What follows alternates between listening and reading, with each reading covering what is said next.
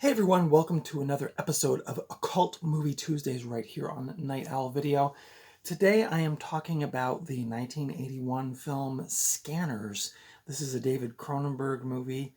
I think this was a first watch for me. If I did see it, it was like a long time ago. So this was kind of cool. If this was a revisit or if this was the first time I feel like I might have seen it on cable back in the 90s, but not sure. But anyway, we're going to be talking about Scanners, David Cronenberg's 1981 film. So I hope you'll stick around. We'll be talking about cast, production, critical response, where you can watch it, all that jazz. Thank you to everybody who's subscribed recently. I am now, I think, at just about 340 subscribers. So thank you to everybody who has joined along in this DVD, VHS, Blu-ray, reviewing, thrifting thing that I've got going on. I really appreciate that you decided to follow along and even contribute with your comments and your likes and all that stuff. I really appreciate the feedback. And yeah, and like I said in last week's video, I'm just kind of getting back into the swing of things. I'm a little rusty, and honestly, like my setup is a bit different. I've had to kind of rearrange some things, and when I want to record a video, it's actually kind of a big, kind of arduous process to get everything set up to do it. So I'm going to be doing a bunch of videos in advance again, and then we'll just it'll get easier over time, obviously, just getting into the routine of things. But in the coming weeks, well, this week, of course, so I'm doing Scanners today. On Fright Friday, I'm talking about John Carpenter's In the Mouth of Madness. Next week, I have Manhattan Baby, which was an interesting film from Lucio Fulci. As some of you know, I've recently, in the last 6 months to a year, I've started to go down a Italian horror and giallo rabbit hole, so that's another one to add to my movies I've watched, as well as one of my favorites, actually, Cabin in the Woods, a more recent favorite, I guess I should say, and recent, but it's what, like 10 years old now. So that's coming next week. Manhattan Baby and Cabin in the Woods. As well, I'd like to do a Christmas episode, so that'll be coming either hopefully Christmas Eve or Christmas Day or somewhere in around there. So I hope you will tune in for that. But anyway, let's get forward moving and talk about this movie, Scanners. I love the artwork on this. It's just super cool. It's a painting. I don't know who did the artwork, but it's really cool. I love that image. Scanners is a sci-fi horror film from 1981, directed by my boy David Cronenberg, a fellow Canadian. So I always have loved David Cronenberg films ever since I was a kid. Of course, seeing The Fly in the movie theater freaked me right out, and Dead Ringers, and it's only more in the recent years that I've gone back to like the older ones, like Shivers and Scanners and Rabid. But I've always loved his style, and I guess he's a bit different than David Lynch, but I always kind of thought of those two as kind of like the American and Canadian sort of versions of each other, in the sense that they're just super cool. They make super cool, weird movies, and I know Cronenberg's more on the horror tip, but I always kind of thought of them that way. Maybe that's weird, but yeah, David Cronenberg, probably, I'm gonna have to say one of my favorite. Where he's probably my favorite Canadian director. He's done so much good stuff, and I think I've talked about I don't know if I did a review of Shivers or The Fly yet, but maybe that's something I'll do in the new year. But of course, this movie came after Shivers, Rabid, and The Brood. By the time this came out, those movies had all come out already, and David Cronenberg was kind of well on his way to becoming, well, maybe not a household name, but he was definitely gaining popularity. And of course, once The Fly came out, everybody kind of knew David Cronenberg. What a blind spot for me is his more recent catalog. I don't really know, like I haven't seen Crimes of the Future or Eastern Promises or a lot of those ones. I don't know, I just didn't get around to them. I did hear that Crimes of the Future is really good though, so. But there was another one, something Opolis or something. There's a lot of them that I see the trailers and I think, Not sure. I do really like his body horror stuff. So, but yeah, and of course his son is coming up in his footsteps. Brandon Cronenberg has done some really great ones. I don't have the movie Infinity Pool on Blu-ray yet, but that's definitely on my wish list.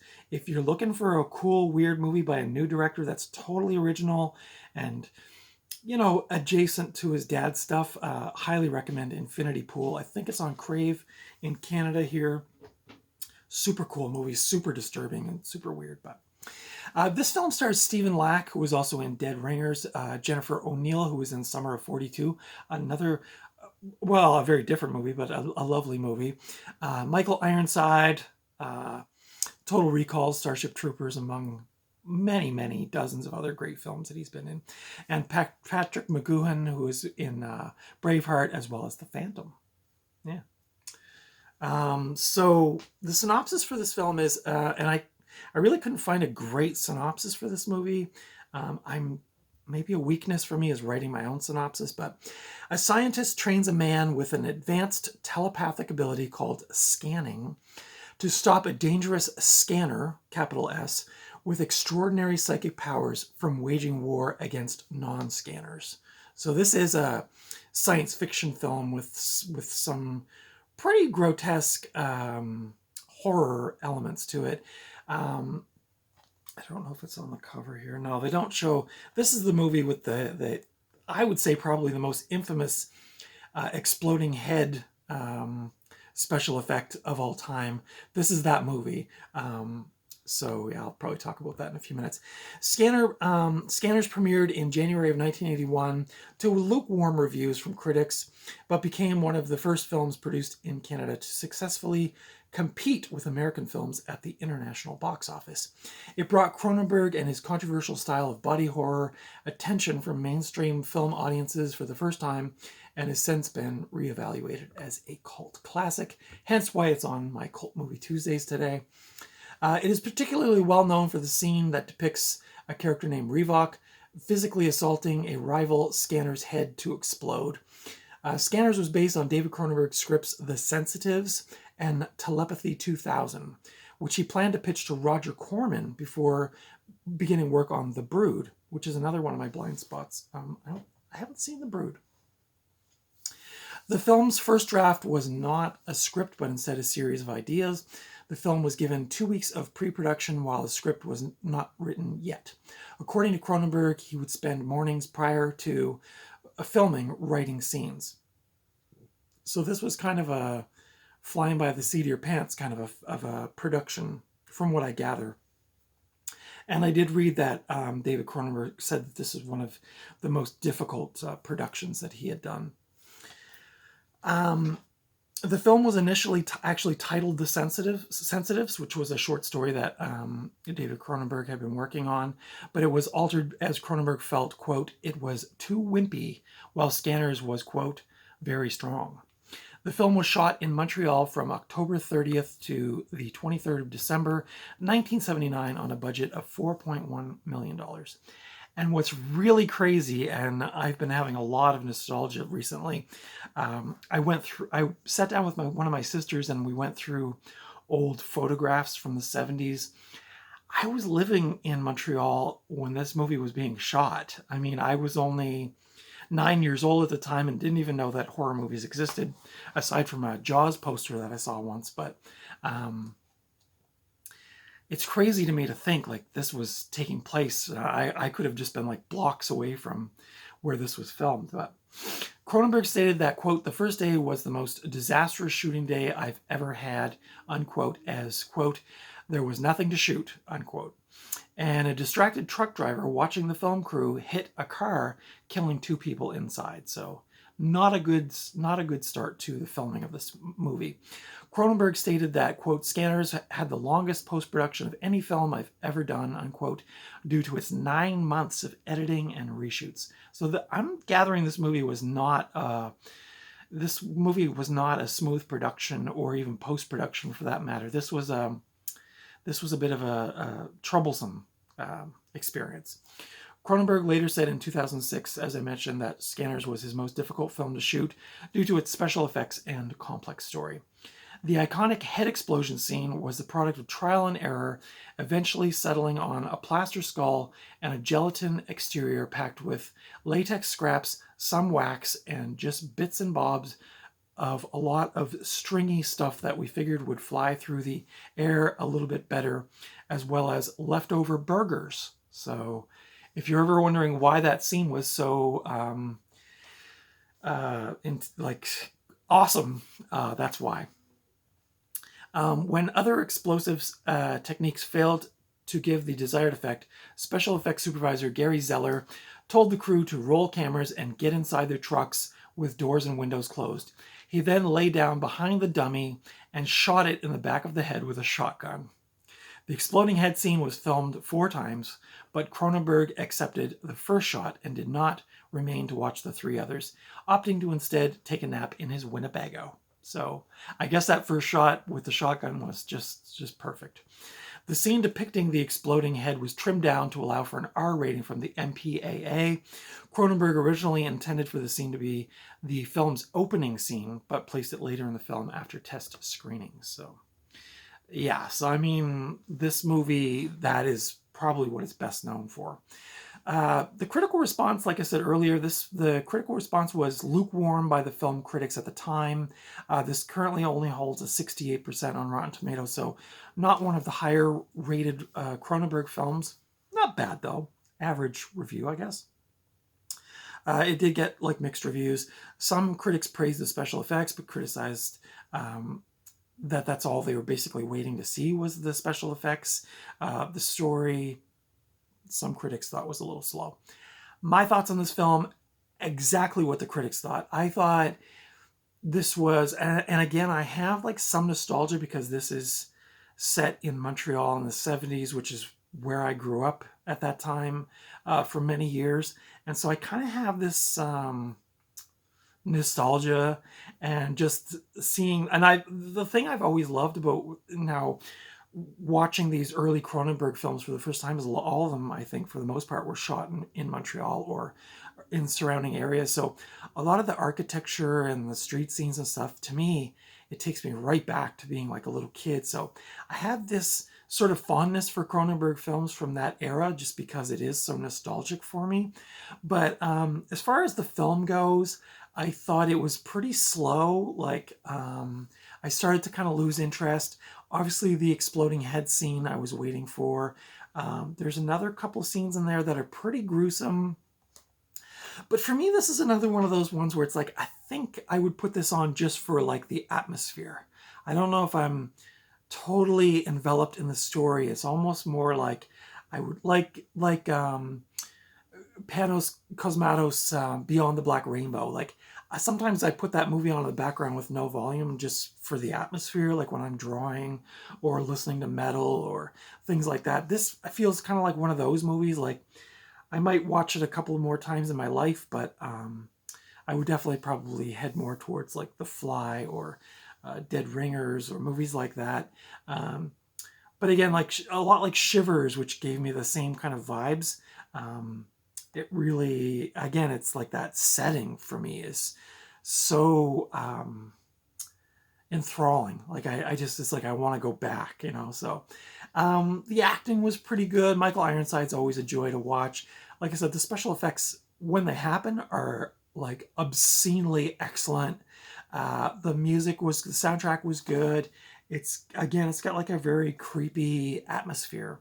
And, you know, going back to Cosmatos, I think he gets a lot of inspiration from this stuff. So this is a 2001 MGM DVD release, which I got off of, I just bought this off Facebook Marketplace recently. So pretty happy to grab this one. You know, usually when you buy used movies, you're never sure of the quality. The person I bought these from, I don't know if they were his movies, but he took very good care of them. They're all in excellent condition. The special features on this version is just an original theatrical trailer. This movie has a runtime of 1 hour, 43 minutes, a little longer. Again, this might be a situation where if you shaved off 15 or 20 minutes, this might be a little bit more palatable, but I do find it drags quite a bit. This is from it says 1980 here, so. I guess I have to go with that as an official release date, although online it said 1981. Time magazine said a climax that is literally mind-blowing. So, what else? Oh yeah, Naked Lunch is another one of Cronenberg's that I really like as well. Yeah, this movie is rated R in Canada. This is a Region 1 DVD. This is a pretty bare bones. I'm sure this has a nicer release from one of the boutique labels, but a pretty bare bones edition. But again, I do love that cover art. But yeah, this is spot on. Set late 70s, early 80s Cronenberg at his peak. I again just love the atmosphere of this movie. You can watch this. You can watch it on Crave in Canada if you have a Crave subscription, which I was a bit surprised. You can also watch it for free on YouTube. You can rent it on Amazon Prime. If you have Amazon Prime, which I didn't, I know, again, maybe a bit of a blind spot. I didn't know there's a Scanners 2 and a Scanners 3. But if you have Amazon Prime in Canada, you can watch 2 and 3. I don't know anything about the sequels. I don't know if Cronenberg had anything to do with them, but they're there if you want to watch them. And you can also rent this on Apple TV if you feel so inclined. But there is a pretty good copy on YouTube if you want to watch it for free. That's my thoughts on Scanners. Let me know what you thought of this film. Did you like it? Did you not like it? Leave your comments below. Give me the thumbs up if you like this review or this kind of content. Consider subscribing if you haven't already. Again, welcome to all my new subscribers. I'm almost to 340, which is really exciting. I would have loved to have cracked 400 by the end of the year, but I think that's maybe a bit ambitious, but it'll definitely probably happen in the new year, so I'm very excited about that. And so again, thank you to everybody who has decided to subscribe. I really appreciate it. Feel free to leave comments, thumbs up, all that jazz. It helps with the algorithms, get my channel out there.